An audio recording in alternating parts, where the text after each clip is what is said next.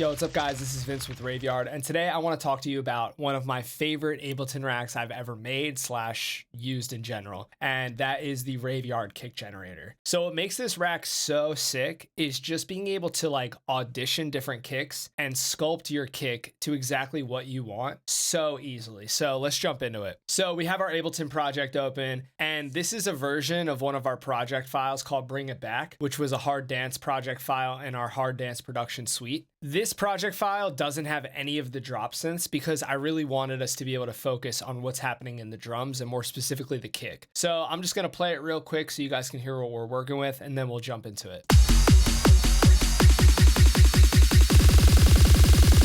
Bring it back.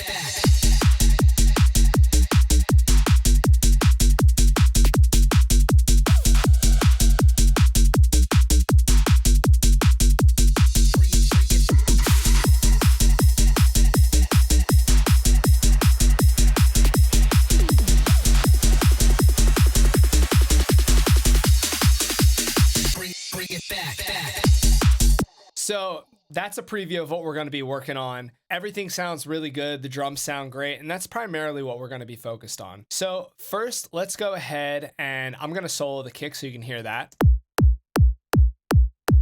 And that is all being generated by this RAVEYARD Kick Generator. Since this is a MIDI instrument, we're going to be using a MIDI track. So on the MIDI track, we have a MIDI clip, and we just have a quarter note kick pattern that's going on at C3. And that's because this instrument rack is made up of a bunch of samplers. This is a sample-based instrument rack. And the reason I like that over other kick generators like Kick 2, or I've even seen some use Operator, is to me, just manipulating a sine wave gets a little bit boring. All the kicks that are inside are kicks from our Hard Dance Destruction sample pack, and they all sound really good, even for whatever genre. They all have a ton of character though, and that's what I love to keep, and that's what I was aiming to keep when making this kick generator. I didn't want it to be just a clean sine wave being manipulated by some envelopes. So I'm gonna quick brief you on all the different aspects of this kick generator, and then I'm gonna dive into each section on a super deep level. So we have our macro knobs here.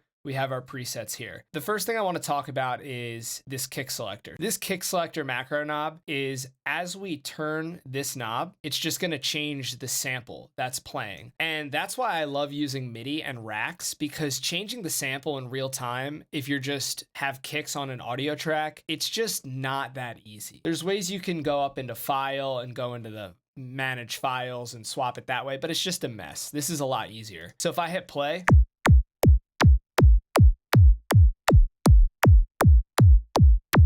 you can hear different kicks being played as I'm cycling through this first macro knob. The second macro knob we have is an add transient knob, and this is just gonna add like a top click to the front of that kick, just super easily. So if we turn this all the way down, it still sounds good, but it sounds a little bit dull, and you might want that click if you're listening to something on phone speakers or a laptop speaker where the low end of that kick isn't really gonna translate as well.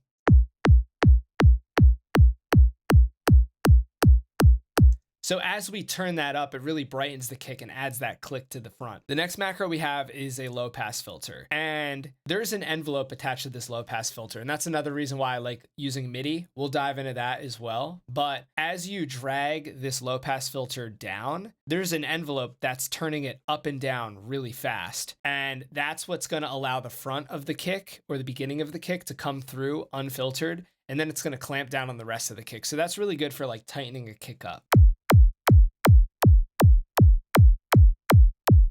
So that kick, it's a very subtle difference, but that's what I wanted to go for when I was making this rack. It are macros that are gonna subtly allow you to sculpt the kick to exactly what you want. So let's go to the next one. We have kick tune, which is pretty self-explanatory. And this is a really easy way to tune your kick while it's playing with your track. If you're using samples, tuning a bunch of kicks in your project is really annoying. But this way, you can not only tune it semitones, but you can tune it cents too. This is basically like a coarse pitch for your kick. So if we play it,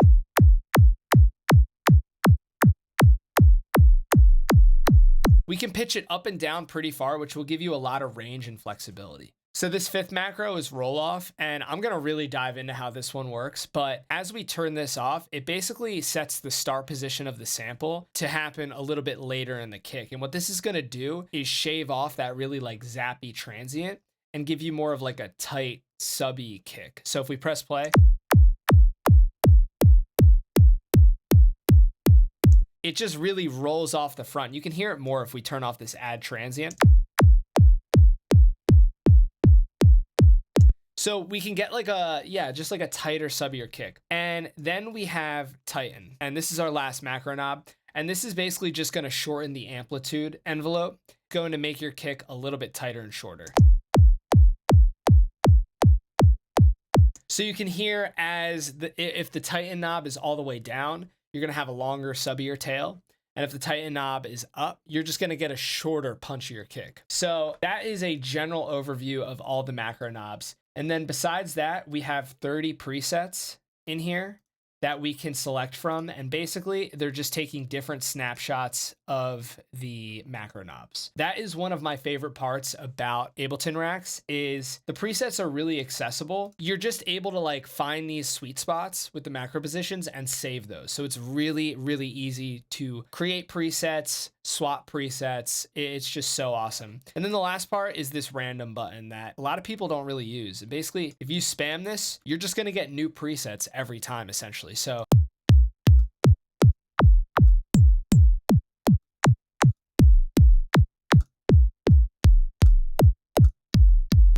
like you can just go on forever. Like if you're not feeling inspired by any of the presets or any of your selections, you can just play your song. And so I'm just gonna play the song and spam the random button and just hear if I get anything I like.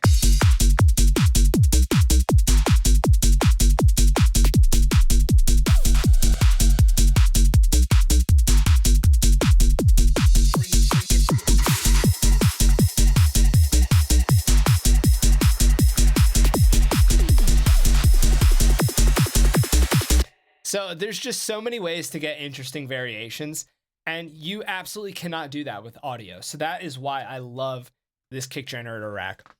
So let's really dive into this now. I'm gonna open this up and show you different parts and really explain how and why I did these things. For this, I'm gonna turn off everything except for the kick. Let's open this up and break down what's going on inside. So inside of this rack, we have 3 samplers, and we have our first sampler, which is titled kick. Inside of here, there are 30 kicks, and these are all just normal, regular sounding kicks. And this is from our hard dance pack, but I've used this in like every genre, and it is so incredible how much time it saves me having to like look for kicks. So this is our main kick generator. And like I said, what's happening here is we have all of these macro knobs that are adjusting the kick and how the kick is going to be played within the sampler. So this is just a little easier, and you can just get results that have a bit more character than using like operator with a bunch of like macro knobs. Inside the kick, inside the sampler, we have these 30 kicks. And the way we routed this knob, this kick selector knob, to select them is we actually go into the selector tab. And what you can do is by default, all of these samples are going to be stretched across like this. They're going to be covering the full length. It's going to look like this, honestly. All of the, in the selector tab, all of them are going to look like that. So you can hit Command A to highlight them all, right click, distribute ranges equally. And then what we did, I'll unmap this really quick.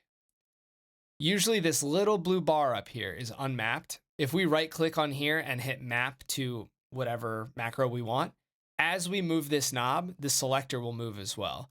So we can see right here, this selector is at 35, means it's highlighted over regular kick 9. So if we hit play, that's the kick it's gonna play, is the one selected.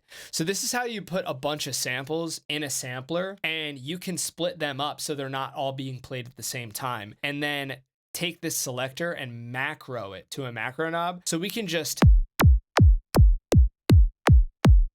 pick different samples just with the turn of a knob. So that's how the kick selector works. Then we have our add transient. And this is basically what our other two samplers are for. We have just 20 kicks in here. This is probably like an earlier version when I was sound designing this whole thing.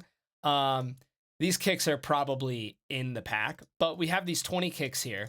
And what I believe is happening is, yeah, you can look at the amplitude envelope right here. Sustains at like, all the way down, and the decay is at something really short, like 15.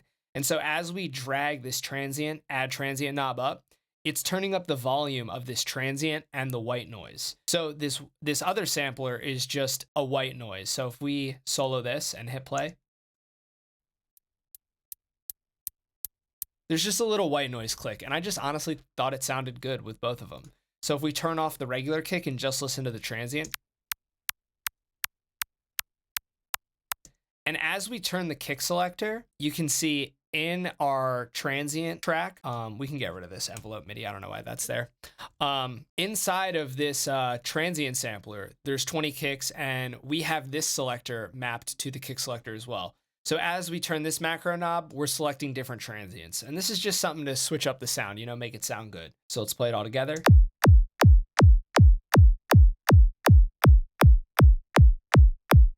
Just adds a different transient. So the next macro we have is this low pass filter.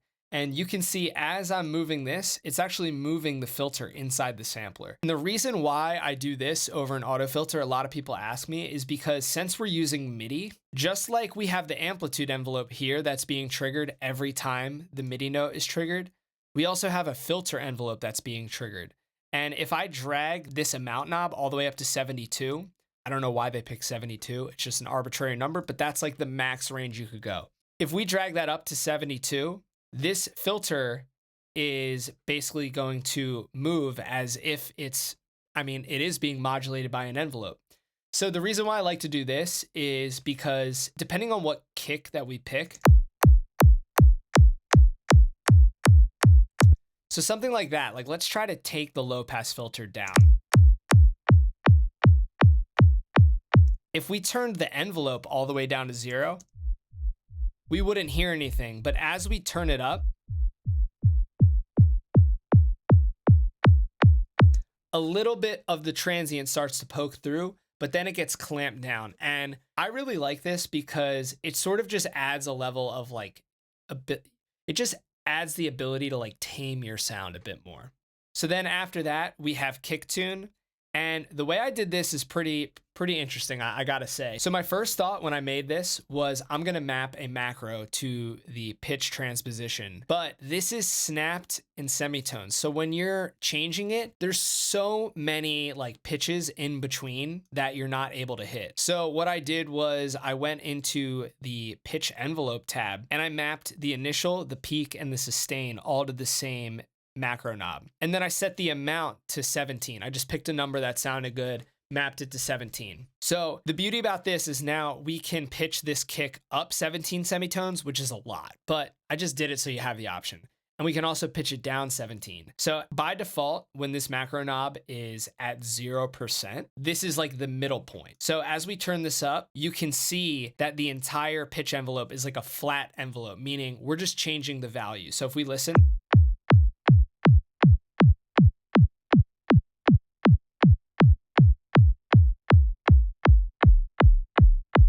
so that to me is a really good way to change the pitch like a coarse pitch, like you would in Serum with the coarse pitch, To me, it just sounds really great, and that is my little workaround to get there. So the next thing we have is this roll off, and I honestly need to refamiliarize myself with this, but if I had to guess, yeah, okay. So we actually use this modulation tab, and what we're doing is we have this auxiliary envelope, which you can map to basically, there's so many different parameters you can map this auxiliary envelope to. But what we have is the sample offset. So in this sample, you can see that we have this clicky transient in the front. If we turn this roll off up,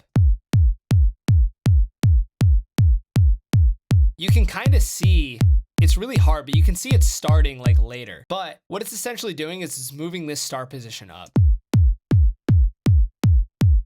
So So we can get the exact same effect by just moving this sample start. The way I was able to achieve it was by having this auxiliary envelope modulate the sample offset. So then after that, we have our tighten knob, which is basically just adjusting the decay in the amplitude envelope. And it's going from 600 down to 126.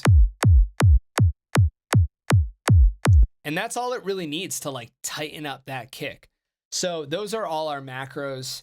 And what I did is I really went in and made sure that the ranges of those macro knobs were mapped in a really like well thought out way. So there's no like bad positions. And if you map out a rack like this where there's no bad positions in the rack, that's when you can really start spamming the random button and getting a lot of different variations, and you know they're all going to be usable. And that to me is really powerful. So if we go into these presets, that's preset 1. Now this tune's a bit high.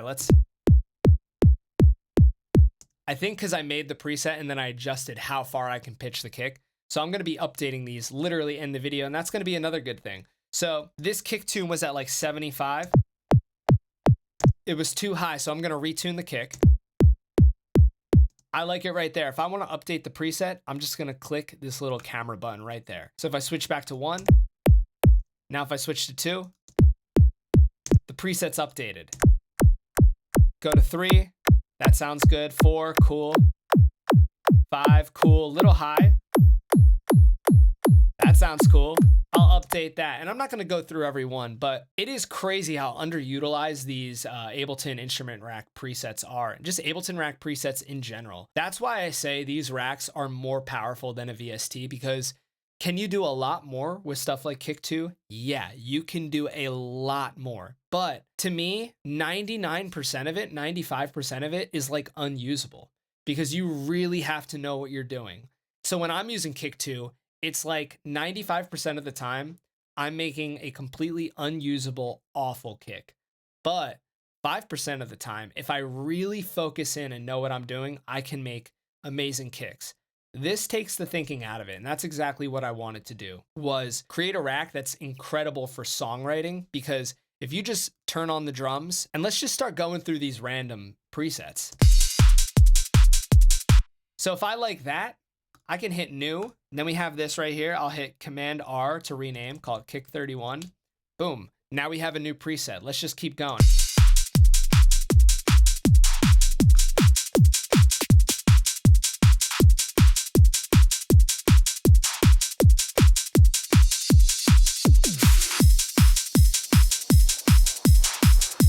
So I like that. I can call new, call this Kick 32. And that's what I want to do, is create a instrument rack that is great for writing. It's great for auditioning different sounds. I want it to solve a problem, not be a, you can do anything with this, you know, because that's not what it's made for. It's not meant to compete with plugins like Kick 2. To me, a rack like this, it just solves a lot of problems. It's great for songwriting. So I'll leave the link in the description to go check this out. This is on our site right now. It's called the RAVEYARD Kick Generator. But yeah, it'll be in the description. And if you want, go check it out. Go try it in your songs. I guarantee you, whatever genre you're making, this is going to help you finish songs faster. And it just takes like the thinking and the, oh, I don't have a good kick. Like I can't find a good kick. Takes it completely out of the equation. So anyway, thank you guys for watching. I'm Vince with RAVEYARD, and have a good one.